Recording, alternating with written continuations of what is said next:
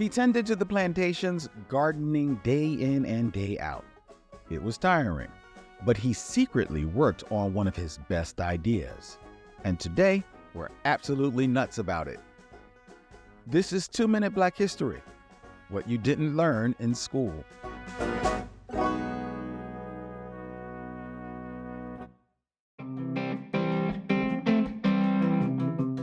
The holidays wouldn't be the same without pecans.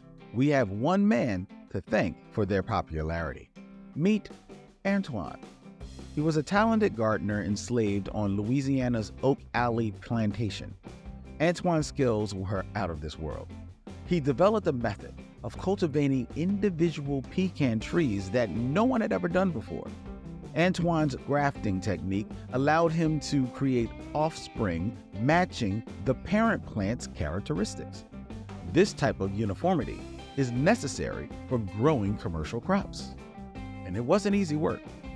Many before him tried to produce pecan trees but failed. Antoine figured it out and became known as a master of plants.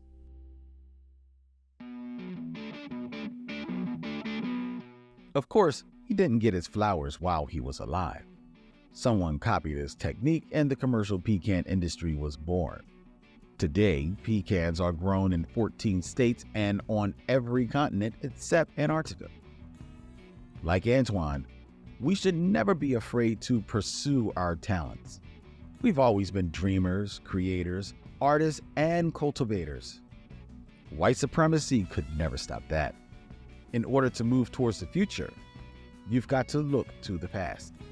This has been 2-Minute Black History, a podcast by Push Black. If you enjoyed this episode and want to show your support, please rate and subscribe to our podcast. Together, let's celebrate and honor the legacy of Black history.